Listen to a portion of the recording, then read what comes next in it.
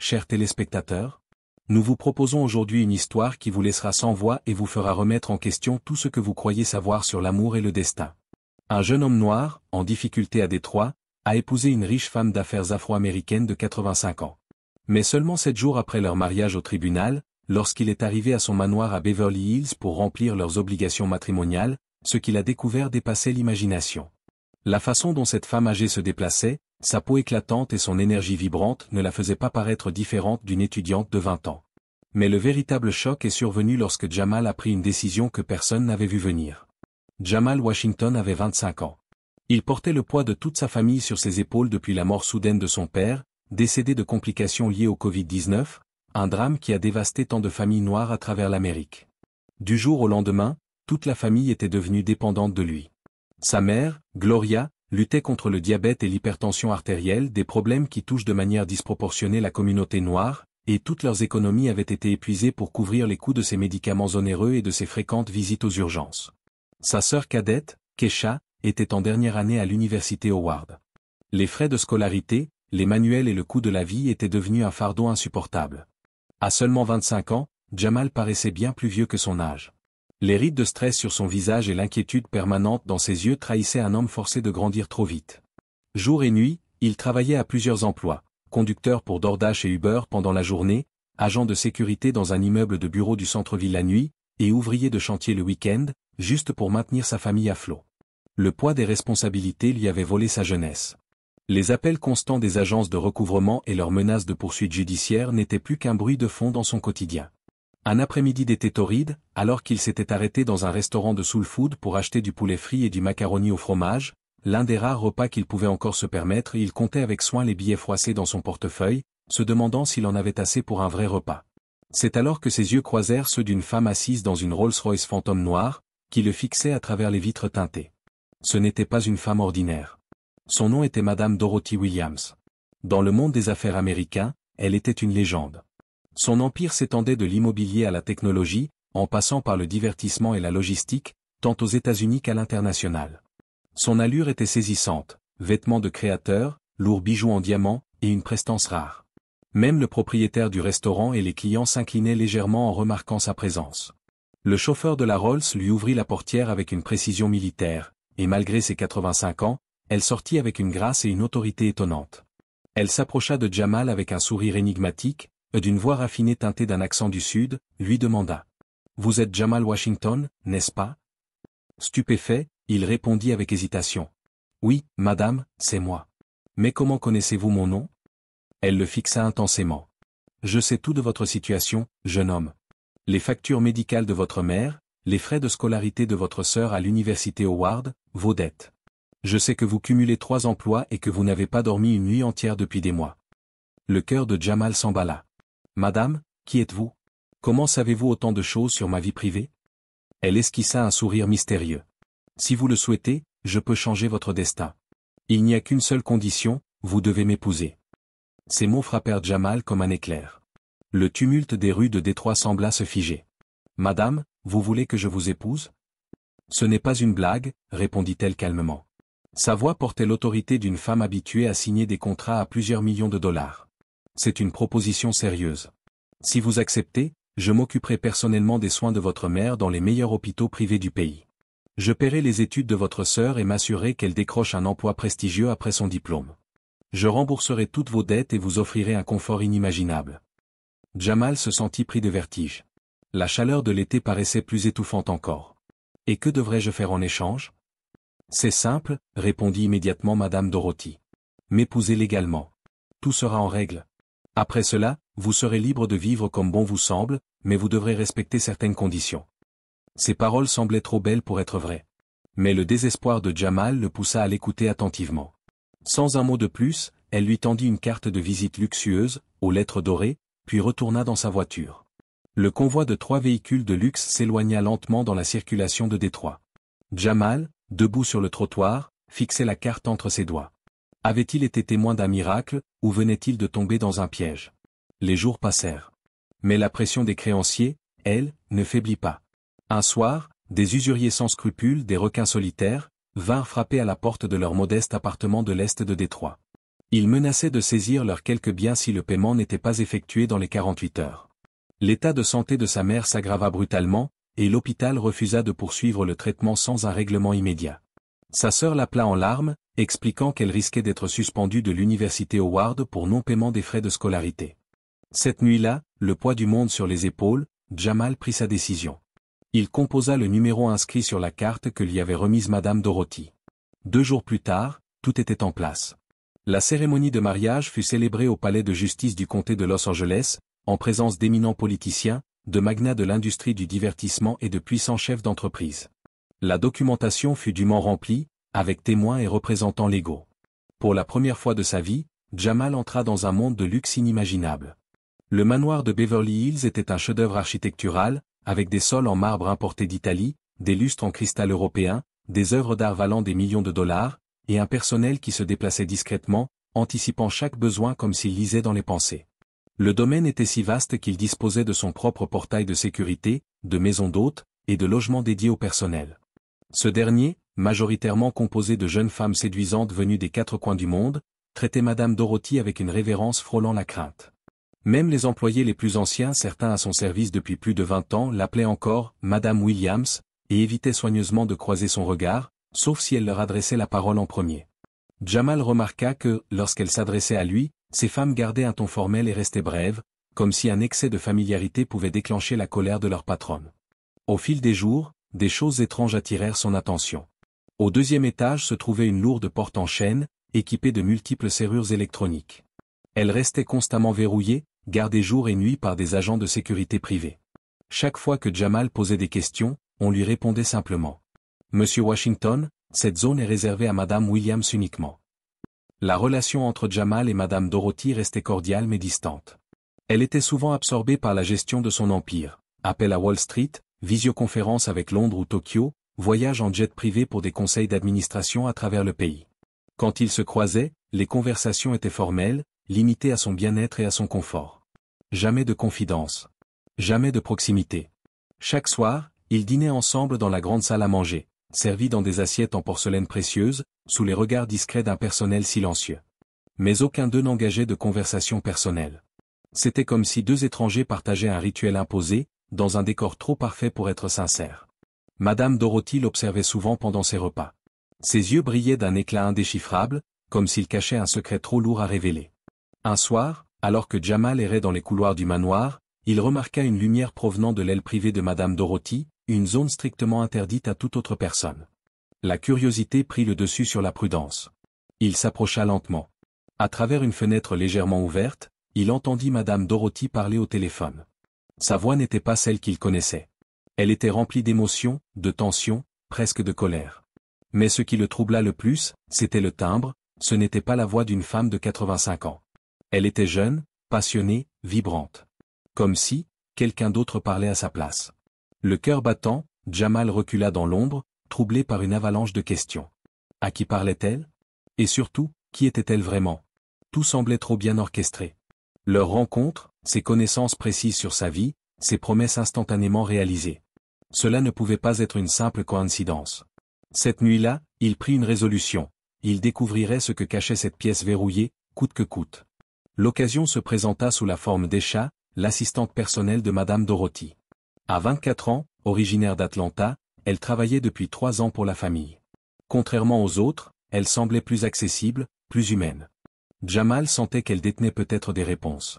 Un soir, il l'aborda alors qu'elle classait des documents dans le bureau. « Esha, j'ai quelque chose d'important à te demander. Je veux passer un moment privé avec ma femme, mais je ne sais pas vraiment quel est le protocole ici. » Esha sembla d'abord surprise, puis ravie. « Monsieur Washington, Madame Williams attendait que vous fassiez cette demande. Elle parle souvent de vous quand vous n'êtes pas là. Elle sera très heureuse. Penses-tu pouvoir m'organiser une visite dans ces quartiers privés ce soir ?» demanda-t-il. Le visage d'Esha s'illumina. « Je vais lui demander immédiatement, monsieur. » Quelques minutes plus tard, elle revint, souriante. « Madame Williams a dit que vous devriez venir dans sa chambre à 22 heures. Elle est très excitée, monsieur. » Ce soir-là, Jamal se préparait mentalement. Il savait que ce moment serait décisif. Derrière cette porte, il ne découvrirait peut-être pas seulement la vérité sur son étrange épouse, mais aussi sur sa propre destinée. Il s'approcha de la pièce interdite avec un mélange d'appréhension et de détermination. Lorsque Madame Dorothy ouvrit la porte, Jamal fut frappé de stupeur. La femme d'affaires distante et austère qu'il avait connue semblait s'être évaporée. Elle se tenait devant lui, vêtue d'une élégante tenue de détente en soie, sa peau rayonnant d'un éclat presque irréel pour une personne de son âge. Ses gestes étaient fluides, gracieux, presque juvéniles. La transformation était si saisissante qu'il se demanda un instant s'il s'agissait vraiment de la même femme de 85 ans qu'il avait épousée. « Jamal, mon cher », dit-elle d'une voix plus douce et mélodieuse qu'il ne l'avait jamais entendue. « J'attendais ce moment avec impatience depuis le jour de notre mariage. » La pièce baignait dans un parfum enivrant de fragrances coûteuses, de bougies parfumées. Une douce musique de jazz flottait dans l'air, et la lumière tamisée créait une atmosphère magique, intime, loin de l'austérité du reste du manoir. « Madame Dorothy, tu es magnifique. Comment est-ce possible? Tu as l'air d'une toute autre personne ?» balbutia Jamal, encore ébloui. Elle lui répondit avec un sourire énigmatique, s'approchant lentement. « L'âge n'est qu'un chiffre, mon cher garçon. Quand une femme aime véritablement, son âme devient intemporelle. Je ne t'ai pas seulement offert ma fortune, mais aussi mon cœur. » Jamal s'assit sur un élégant canapé. Madame Dorothy prit place à ses côtés, avec une grâce maîtrisée. La distance formelle qui avait jusqu'ici dominé leur relation semblait se dissiper dans l'intimité de cet espace privé. « Je n'aurais jamais imaginé, poursuivit-elle, qu'à ce stade de ma vie, quelqu'un me regarderait comme tu le fais, avec respect et bienveillance. La plupart des jeunes hommes de ton âge ne verraient que mon argent. » Jamal fut sincèrement touché par sa vulnérabilité. « Madame Dorothy, je dois avouer que je me suis engagé dans ce mariage pour des raisons pratiques. Mais ici, maintenant, en voyant ce côté de toi, je me rends compte que je ne te connais pas vraiment.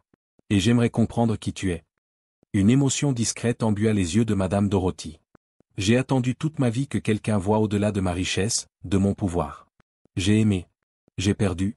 Mais mon cœur continue d'espérer. » Jamal lui prit la main.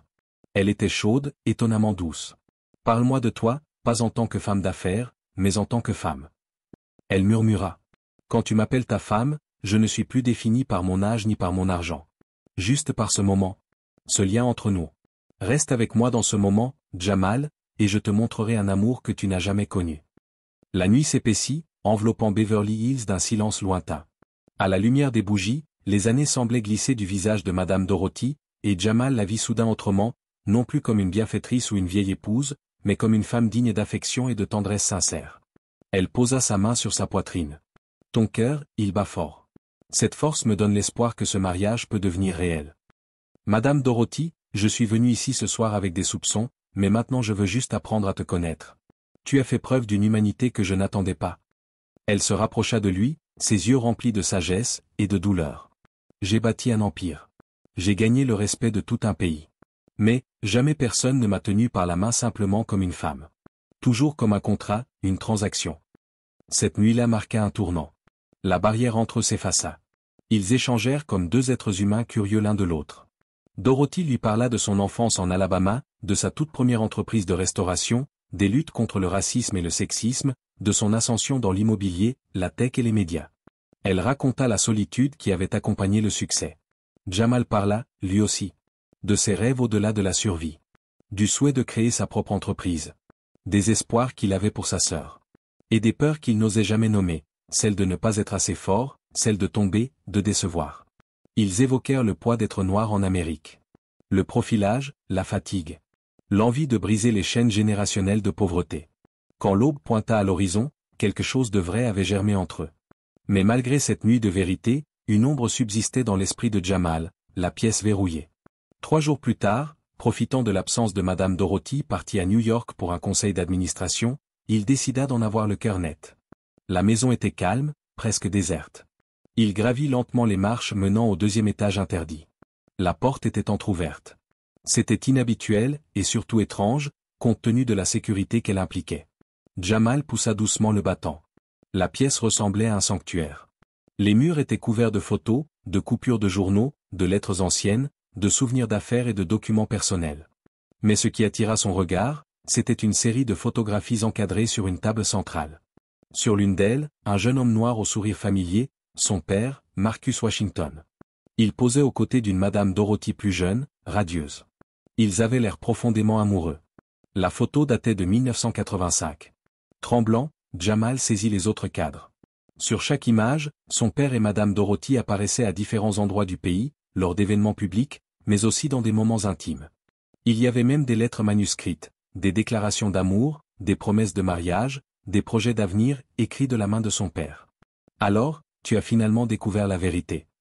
Jamal sursauta. Madame Dorothy se tenait dans l'encadrement de la porte. Elle était revenue plus tôt que prévu. Il n'y avait ni colère ni surprise sur son visage. Seulement, une tristesse calme, résignée.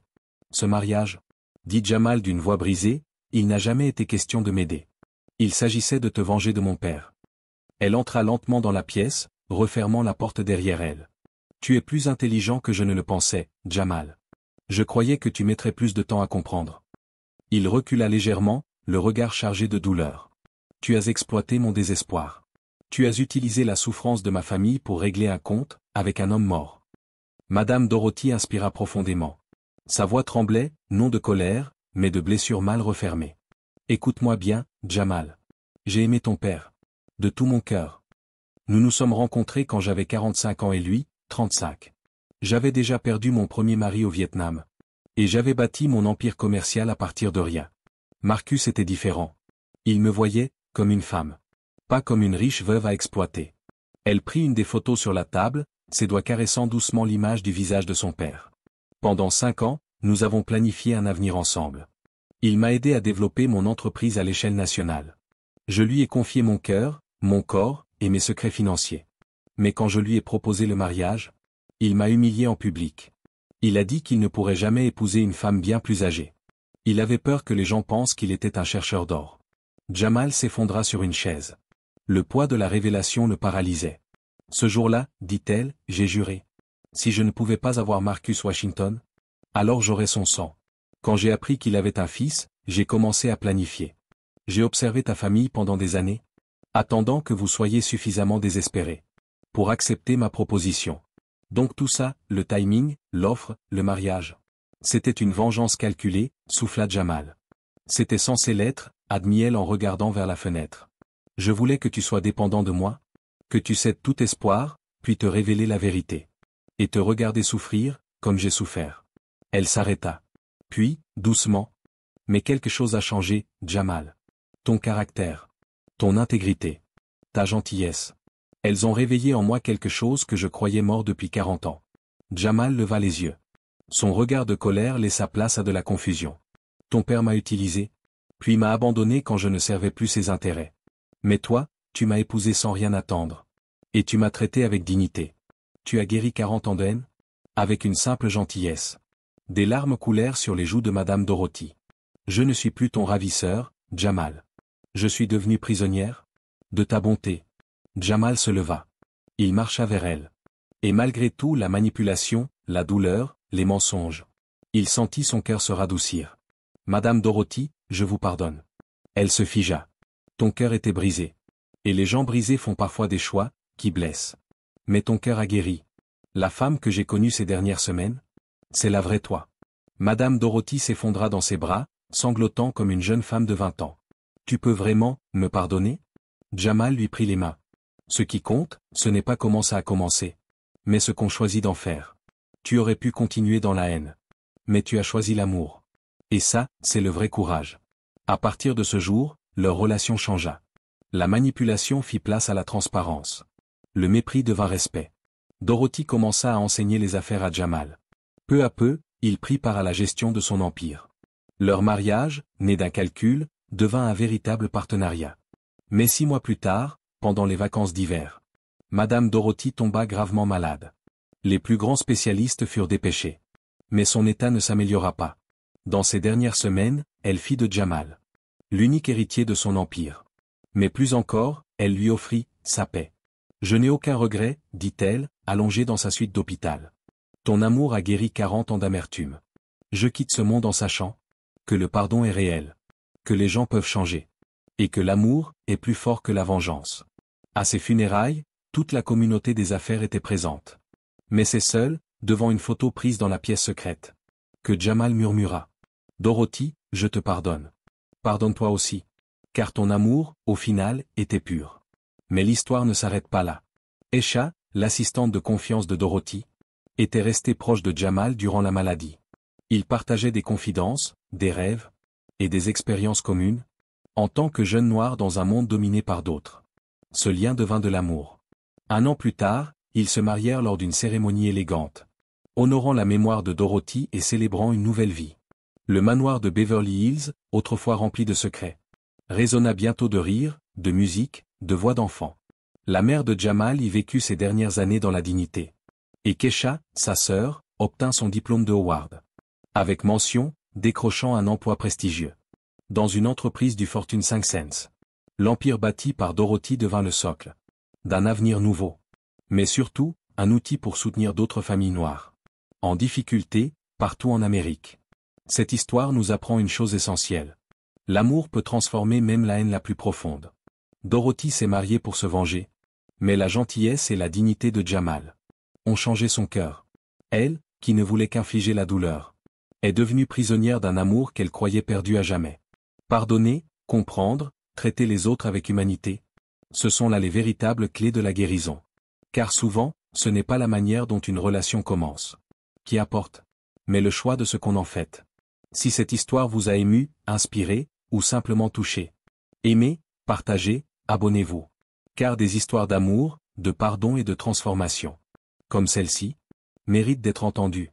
Et n'oubliez jamais, ce que vous donnez avec le cœur, peut guérir un autre cœur. Dites-moi en commentaire depuis quel pays vous me suivez.